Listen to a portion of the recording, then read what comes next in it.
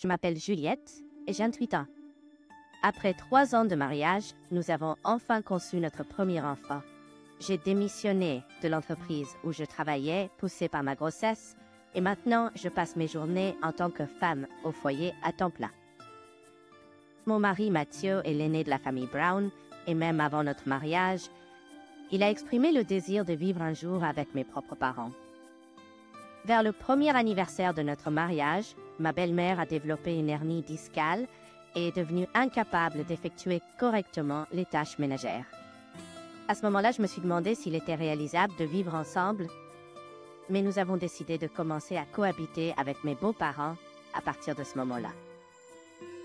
Mes beaux-parents sont des gens très gentils et nous n'avons aucun problème de conflit entre belle-mère et belle-belle-fille.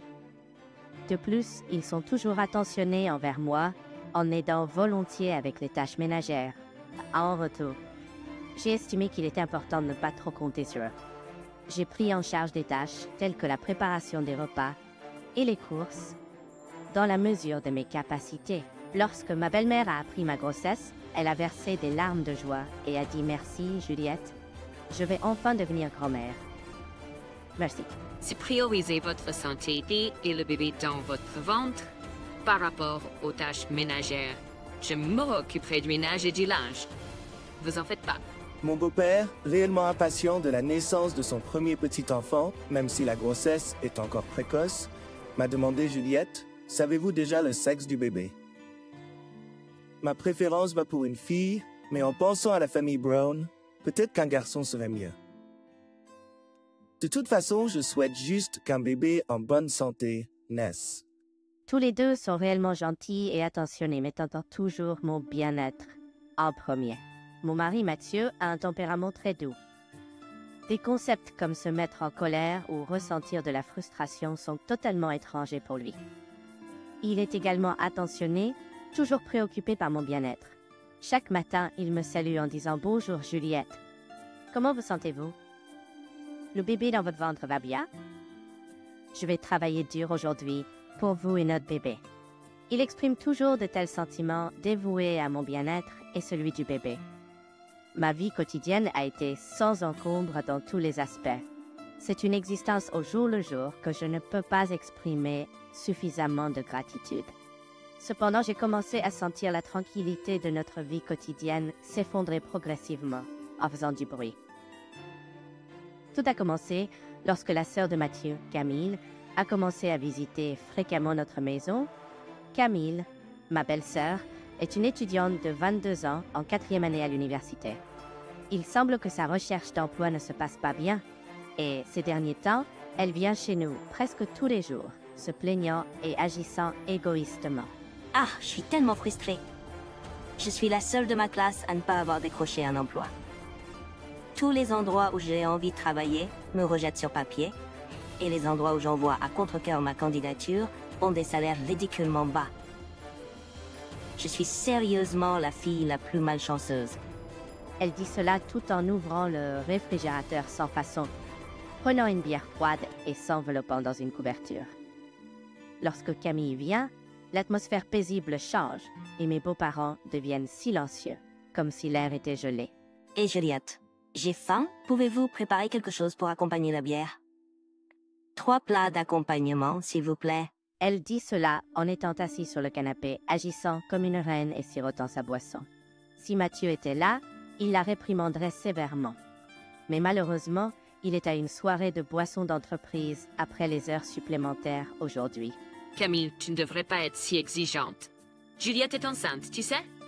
De plus, tu dois préparer tes propres repas. Au moins, ne cause pas de problème aux autres. Et, après tout, Camille est déjà adulte. Même lorsque je l'ai gentiment mise en garde, ma belle-sœur n'a pas fait attention et a continué à faire ce qu'elle voulait. C'est pas grave. Je veux dire, Juliette n'est même pas si enceinte que ça. Et la grossesse n'est pas une maladie, n'est-ce pas? Je pense que c'est un problème de trop choyer les femmes enceintes. En tout cas, j'en ai marre de toutes ces choses. Et préparez le dîner. Arrêtez de rêvasser et commencez à cuisiner. Bref, elle dit cela sans remarquer que nous lui lançons tous des regards froids. En fin de compte, j'ai suivi la demande de ma belle-sœur et préparé 3 plats d'accompagnement, les plaçant sur la table. Cependant, une fois que j'ai fini de cuisiner, elle a explosé de plaintes. Si je prends du poids à cause de tous ces plats riches en calories, c'est de ta faute. Et ton frère, s'il allait se marier, aurait dû trouver quelqu'un qui sait cuisiner des repas décents. Elle a continué à critiquer sans relâche. Eh bien, peu importe ce que ma belle-sœur a dit, il n'y a personne d'autre dans cette famille qui me rejette. Alors j'ai décidé de laisser ses paroles entrer par une oreille et sortir par l'autre. Ce soir-là, Mathieu s'est excusé en disant « Désolé, Juliette. » Elle est revenue aujourd'hui, n'est-ce pas? Je l'ai réprimandée avant, mais elle n'apprend jamais. C'est vraiment frustrant. Les parents ne peuvent pas être fermes avec Camille, semble. Désolé de m'en prendre à toi. Il s'est excusé sincèrement. D'après ce que j'ai entendu, malgré le fait de ne pas être trop gâtée, ma belle-sœur a toujours été égoïste et difficile à gérer. De la maternelle à l'école primaire, elle se battait régulièrement avec des garçons, causant des blessures. Au collège, bien qu'elle aide physiquement, elle ne pousse pas à éviter les problèmes avec d'autres filles. Chaque fois que l'école appelait, mes beaux-parents devaient s'excuser en personne et c'était une source constante de stress. Malgré son comportement problématique, si vous ne connaissiez pas sa personnalité, elle ressemble à une idole, incroyablement mignonne avec une silhouette remarquable. Les gens ne peuvent s'empêcher de se retourner lorsqu'elle passe à cause de sa beauté frappante. Alors, depuis le lycée, elle a continué à causer des problèmes dans ses relations. N'avait pas d'amis filles ou personne qu'elle pouvait appeler sa meilleure amie. Même face aux difficultés, elle n'avait personne à qui se confier. Malgré tous les problèmes qu'elle cause, ma belle-sœur ne ressent jamais de remords. Elle croit fermement qu'elle n'est pas en faute et que cela ne la concerne pas. Son attitude à la peau épaisse est sans aucun doute un aspect problématique. Mes beaux-parents semblaient soulagés lorsque ma belle-sœur a annoncé qu'elle quittait la maison pour aller à l'université. Ils lui ont conseillé « Si tu pars, fais-le avec l'intention de ne pas revenir. Travaille dur par toi-même sans compter sur nous ou Mathieu. Vis de manière indépendante. » Alors que de tels mots de la part des parents pourraient normalement évoquer un sentiment de solitude, ma belle-sœur semblait le prendre positivement, considérant même vivre seule comme quelque chose à vanter. Après être rentrée à l'université, elle venait rarement nous rendre visite, mais lorsque sa recherche d'emploi ne s'est pas bien passée pendant sa 4e année, elle a commencé à rentrer à la maison fréquemment. J'ai dit à Mathieu, « Avec une telle personnalité égoïste, elle ne réussira probablement dans la société. Elle a besoin d'apprendre la patience, sinon rien ne fonctionnera. Plus elle de plus humble. » Eh bien, je me fiche de ce que les gens disent. Mais étant enceinte maintenant et ne me sentant pas bien certains jours, si je suis poussée comme aujourd'hui, tous les jours, cela pourrait me perturber un peu. Mathieu a promis de contacter sa sœur et de régler le problème d'ici demain. Après un moment de silence, ma belle-sœur, pour une raison quelconque, a demandé si elle pouvait rester une semaine à partir de la semaine prochaine. Ma belle-mère a exprimé son inquiétude, disant « Camille veut rester et n'écoute pas ce que je dis. Que devrais-je faire ?» Ma belle-mère a exprimé son inquiétude. « Juliette, même si mon ventre devient plus gros, je prévois de m'occuper des tâches ménagères. Je crains que cela ne devienne stressant. » Malgré un mauvais pressentiment, j'ai accepté de laisser ma belle-sœur rester une semaine. Mais c'est déjà décidé. Tu es bien. De plus, si Camille reste une semaine, elle devrait prendre soin d'elle-même. C'était ma réponse. Cependant, mon sentiment désagréable était juste. Dès que ma belle-sœur est arrivée à la maison, elle a dit « Ah, je suis fatiguée. Savoir que je n'ai rien à faire à la maison pendant un moment me soulage tellement. Hé Juliette, j'ai faim. Peux-tu me préparer quelque chose? J'ai commencé un régime récemment, donc fais-le aussi sain que possible. » Elle a rapidement un passe naïque au travail. Je me suis dit « Qu'est-ce que c'est que cette personne ?» Mais si c'était tout, j'aurais pu laisser passer. Cependant, elle a ensuite dit « Désolée, mais peux-tu laver et repasser ça d'ici demain? Puisque tu es enceinte et que tu as probablement beaucoup de temps libre, prends soin de moi. » Devant une femme enceinte visible, au lieu de s'inquiéter pour son bien-être, elle essayait de déléguer toutes les tâches ménagères. Incroyable. Pourtant, peu importe qui l'a mise en garde, ma belle-sœur n'a pas fait attention.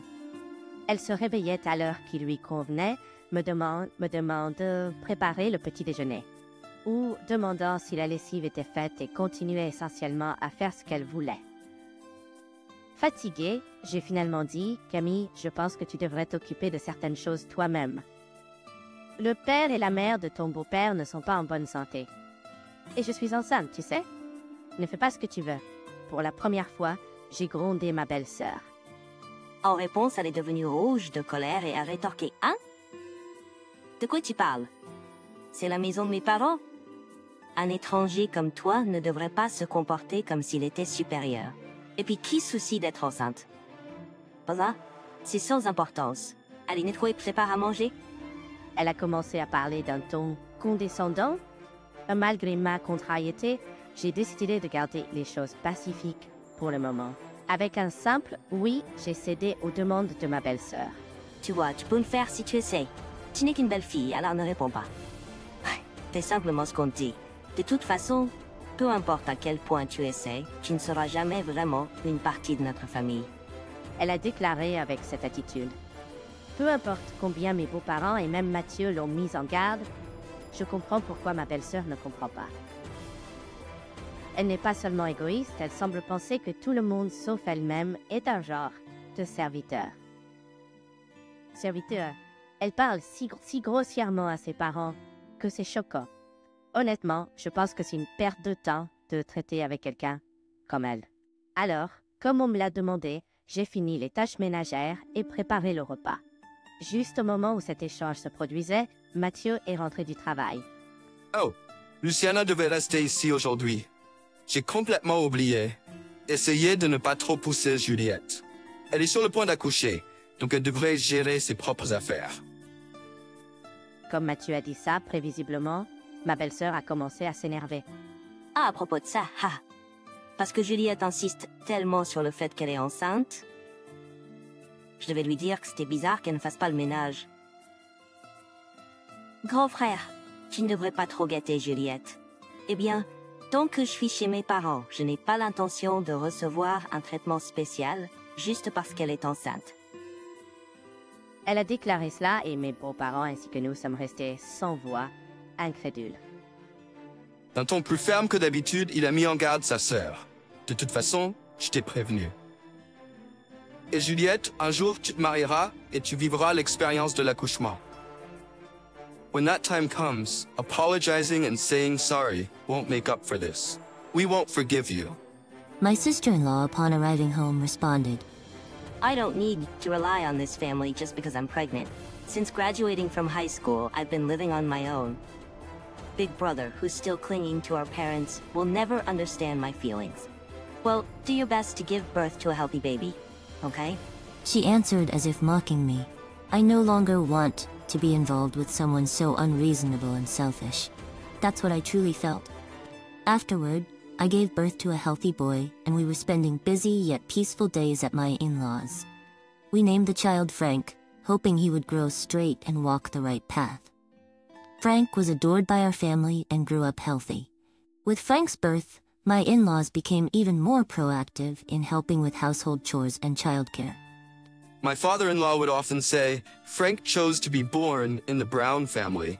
Thank you, Juliette. Now that I've seen my grandchild's face, I have nothing more to wish for. I could go to heaven anytime. My mother-in-law took the lead in changing Frank's diapers and would assist me when I was sleep-deprived. She'd say, I'll take care of Frank. So Juliette, get some rest in your room. You need to get some sleep. Parenting is a physical challenge. You need to get some sleep. Parenting is a physical challenge. By that time, everyone had forgotten about my sister-in-law. I remember talking about how she had probably found a job somewhere.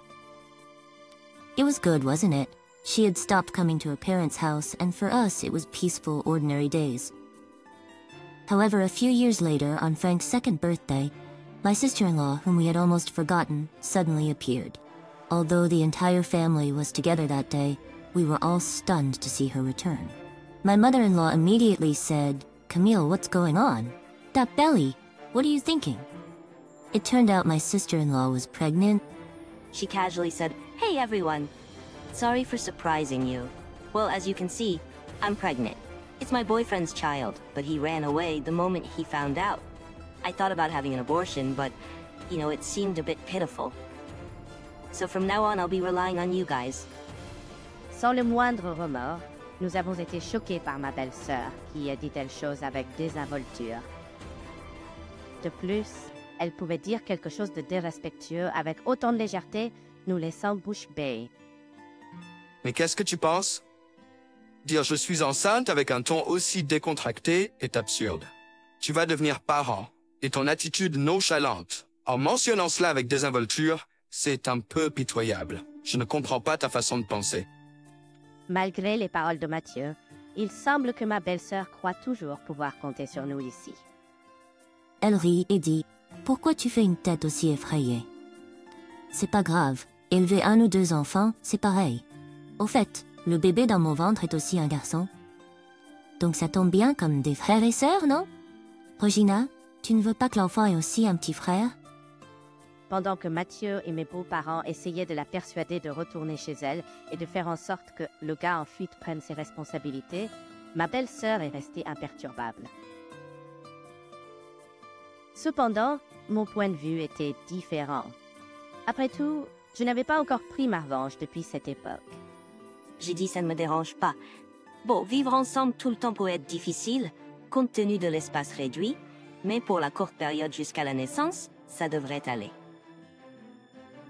Saisissant l'occasion, elle a ajouté « Tu vois? Regina est d'accord. Donc je vais vivre ici à partir d'aujourd'hui, jusqu'à ce que je m'installe après l'accouchement. Ça rassurera papa et maman, non? Même si ce n'est pas leur premier petit enfant, je pense qu'ils auront plus d'affection pour l'enfant de leur fille. » Cette personne est vraiment idiote. Un imbécile comme ça à devenir parent, la fin est proche. J'ai accepté ma belle-sœur, ce qui était inattendu pour Ken et mes beaux-parents. Ils semblaient assez inquiets, mais à ce moment-là, je n'avais aucun doute. Après tout, c'était ma stratégie. Pas-il le lendemain, puis j'ai insisté. Camille, tu vas dormir encore longtemps? Dépêche-toi de te lever, préparons le petit déjeuner ensemble. En plus, il y a une vente de légumes dans le quartier commerçant aujourd'hui. Donc, dès qu'on aura fini de nettoyer, on ira y faire un tour. Ma belle-sœur, sans montrer la moindre intention de sortir du lit, a répondu « Quoi tu parles? Je suis enceinte. Montre un peu de considération pour moi. » Oui, j'attendais ces mots. Quoi? Qu'est-ce que tu dis? Pas ce que dis quand j'étais enceinte. N'est-ce pas? Comme ne pas traiter la grossesse comme une maladie, ne pas me chouchouter juste parce que je suis enceinte, même quand je me sens pas bien, me faire le ménage et la lessive et préparer des collations pour les boissons. As-tu oublié? Je m'en souviens encore clairement. Tu veux vivre la même chose? Alors sois prêt. J'ai dit, la regardant avec une voix froide. Mon comportement habituellement calme a choqué ma belle-sœur. Elle a répondu faiblement, mais je suis enceinte. Alors, que veux-tu dire? Si tu pensais qu'être enceinte signifiait que tu serais traitée spécialement, tu te trompes complètement.